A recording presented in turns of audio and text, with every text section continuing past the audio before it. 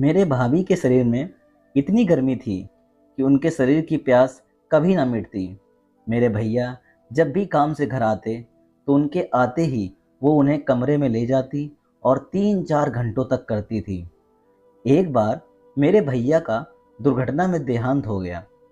उसके बाद मेरी भाभी रोज कई लड़कों को घर पर बुलाती। एक दिन शरीर में हट्टा कट्टा आदमी मेरी भाभी के पास आया।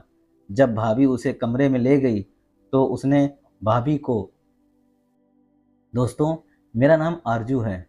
मेरे माँ पापा हमारे बचपन में ही गुजर गए थे। तब से मेरे भैया ने ही मेरा पालन पोषण किया। पढ़ाई लिखाई से लेकर खाने पीने तक की किसी भी चीज़ की कमी मुझे आज तक महसूस नहीं होने दी। मैं तो अपने बड़े भाई को ही अपना सब कुछ मानती थी। अब मेरे भैया एक अच्छी जॉब करने लग गए थे। हमारे रिश्तेदारों ने हमारी शादी की चर्चा करना शुरू कर दिया था। मेरे मामा जी अक्सर हमारे घर आते और कहते कि अब तुम दोनों के रिश्ते की बात चला दूं मैं, शादी की उम्र हो चुकी है तुम्हारी। तभी मेरे भैया ने कहा कि मैं शादी कर लूँगा, लेकिन मेरी छोटी बहन की शादी अभी नहीं करूँगा, क्योंकि इसे अभी नौकरी करनी है। अभी तो इसकी ग्रेजुएशन ही कंप्लीट हुई है। इसके बाद इसे नौकरी की तैयारी में लगा दूंगा ताकि अपने पैरों पर खड़ी हो जाए। उसके बाद ही इसकी शादी के बारे में सोचेंगे। मेरे मामा जी अक्सर भैया को समझाते कि साथ में ही शादी कर लो, तुम्हारी भी फिक्र मिटेगी और कल को पता नहीं तुम्हारी होने वाली वाइफ किस स्वभाव की होगी, क्योंकि कई बार ऐसा होता है कि लड़के की पत्नी बहुत ही क्रोधी स्वभाव की आ जाती है, जिसकी वजह से उसे हर रोज़ घर में लड़ाइयों का सामना करना पड़ता है। लेकिन भैया ने मामा जी की एक भी ना मानी और कहा कि मैं अपनी बहन को जब तक उसके पैरों पर खड़ा ना कर दूं, तब तक मैं उसकी शादी नहीं करूंगा। खैर, भैया का रिश्ता पक्का कर दिया गया। मेरी होने वाली भाभी का नाम स्नेहा था।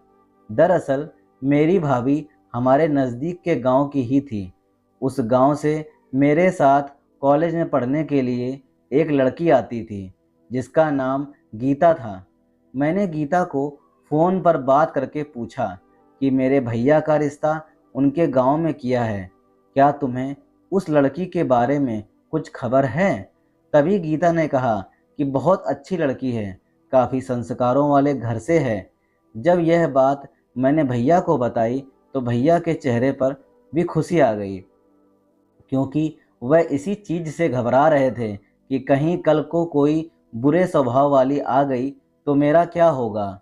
भैया को हर समय मेरी ही फिक्र लगी रहती थी, लेकिन मैंने भैया से कहा कि आप ज़रा भी फिक्र मत कीजिए, मैं हमेशा भाभी की बात मानूंगी और आपको जितना सम्मान देती हूँ उतना ही भाभी को दूंगी, और माँ के समान उन्हें हर समय अपनी हर बात बताऊंगी और एक माँ की तरह ही रखूंगी, जिसे उन्हें कभी कोई शिकायत का मौका नहीं मिलेगा और हम दोनों के बीच कभी कोई झगड़ा भी नहीं होगा।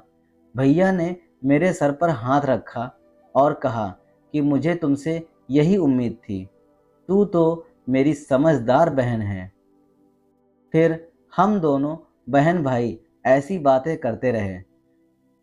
खैर, ऐसे ही दिन निकलते गए। अब मेरे भैया की शादी तय कर दी गई। यह हफ्ते बाद मेरे भैया की शादी होने वाली थी और घर में मेहमानों का ताना बाना शुरू हो गया था। सब लोग खुशियां मना रहे थे।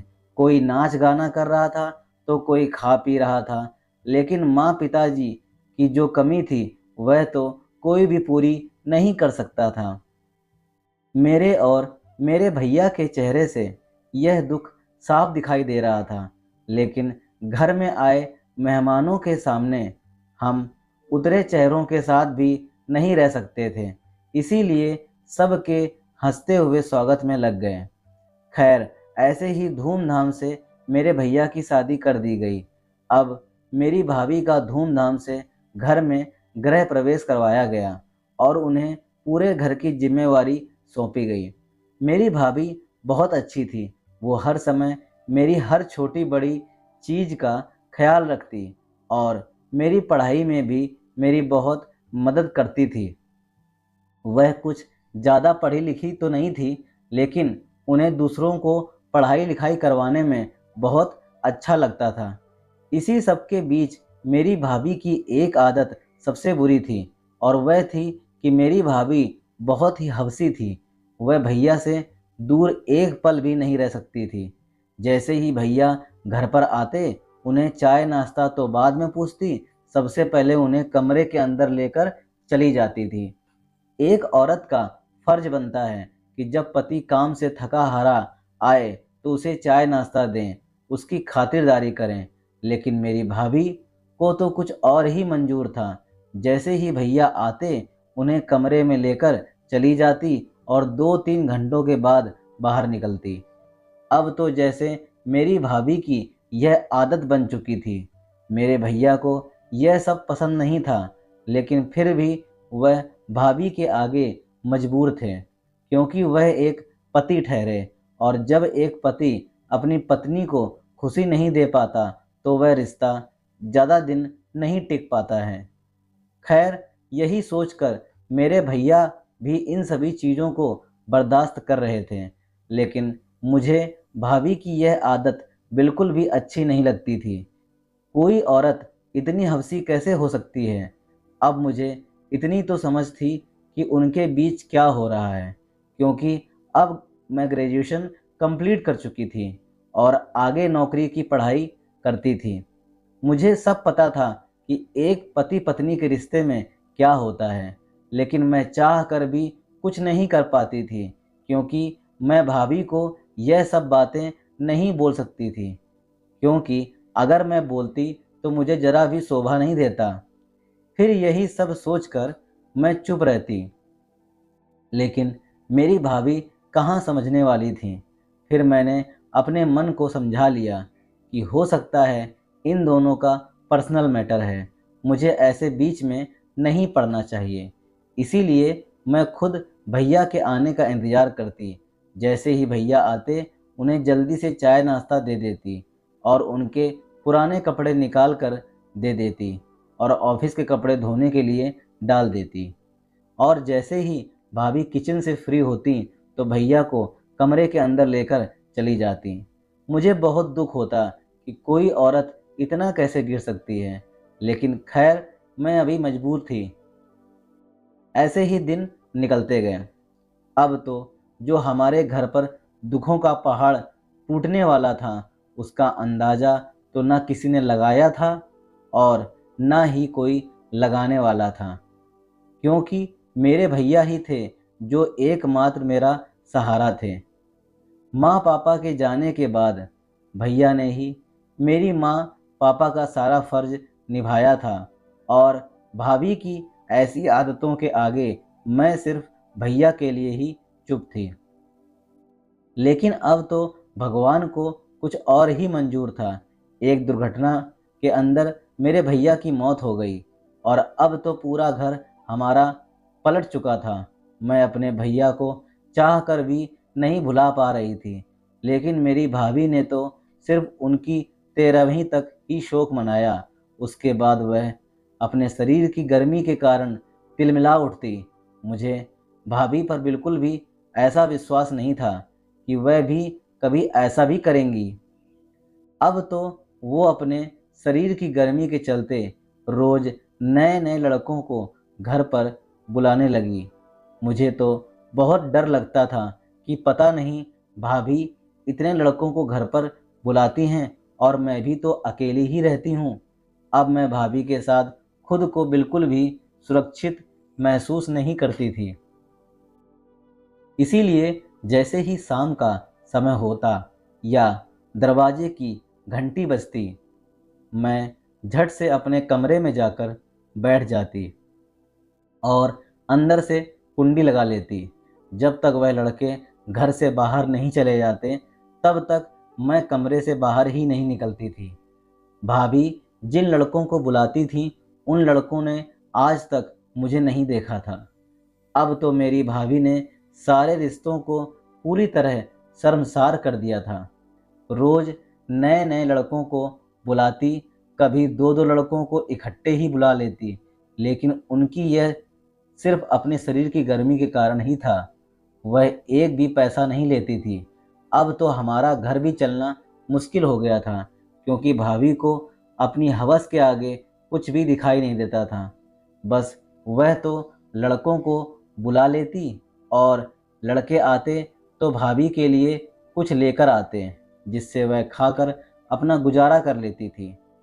लेकिन मैं अब जैसे तैसे पढ़ाई के साथ साथ एक काम को पकड़ लिया और पूरी मेहनत से उस काम को करने लगी और अपने घर को चलाने लगी, क्योंकि मुझे मेरे भाई और माँ बाप ने जो संस्कार दिए थे वह मैं चाह कर भी नहीं भुला सकती थी।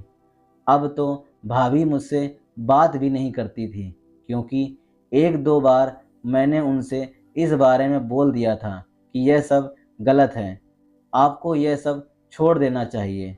तभी शायद भाभी को मेरी बात इतनी ज़्यादा बुरी लग गई कि उन्होंने मेरे साथ बात करना ही बंद कर दिया। उन्हें तो बस अपने शरीर की गर्मी के आगे कुछ भी दिखाई नहीं देता था। अब मैं चाह कर भी कुछ नहीं कर पा रही थी। मैं उन्हें घर से बाहर भी नहीं निकाल सकती थी, क्योंकि ज़माना क्या कहेगा। लेकिन लोगों को शायद मेरी भाभी की असली सच्चाई पता नहीं थी। अब तो उन्होंने पूरे घर को जैसे धंधा ही बना लिया था। घर में रोज़ लड़कों का आना जाना रहता। कभी कभी तो देर रात तक लड़के आते रहते थे। मेरे लिए तो इस घर में जीना ही मातम हो गया था। एक पल के लिए तो मैंने विचार किया कि मैं इस घर को छोड़कर चली जाती हूँ, लेकिन फिर मेरे मन में मेरे भैया का ख्याल आ गया कि उन्होंने इस घर को अपनी मेहनत की कमाई से और कितने प्यार से बनाया था। इसीलिए मुझे इस घर में ही रहना होगा और इस घर को सुधारना भी होगा।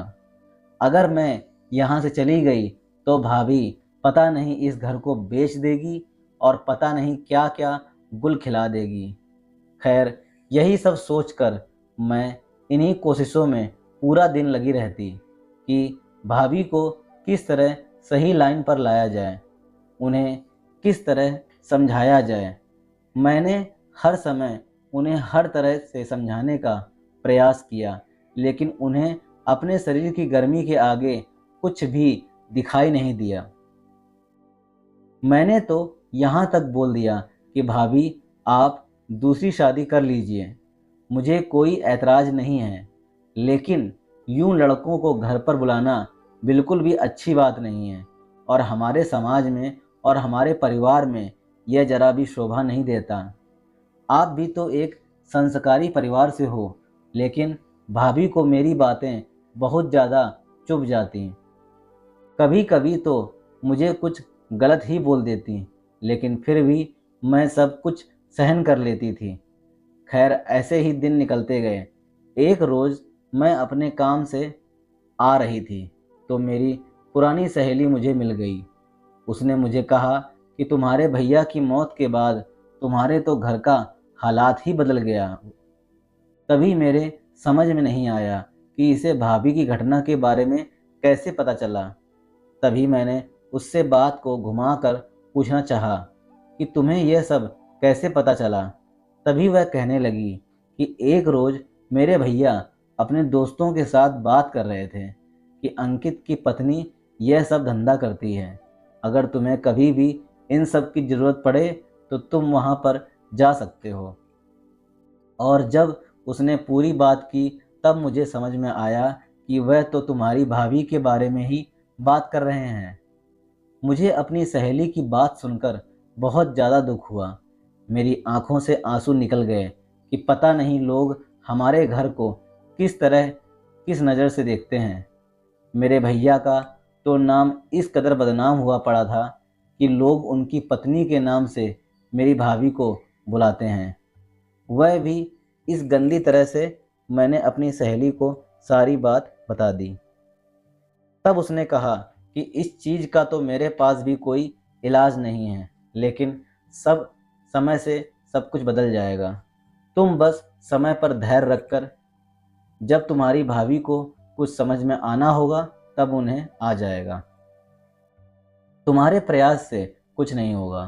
तू तो बस मेहनत कर और एक अच्छी नौकरी पाले, जिसकी वजह से तू इन सब से छुटकारा पाकर कहीं चली जा। तभी मैंने उसकी बात मान ली और अपने काम के साथ साथ पढ़ाई में मन लगाने लगी। अब तो यह काम भाभी का रोज का हो गया था, इसलिए मुझे दुख भी नहीं होता। अब तो मैं इन सब बातों को अनदेखा करने लगी, क्योंकि एक दो बार ही दुख होता है। हर रोज अगर ऐसे ही काम होने लग जाएं तो इंसान को यह सब देखने की आदत पड़ ही जाती है।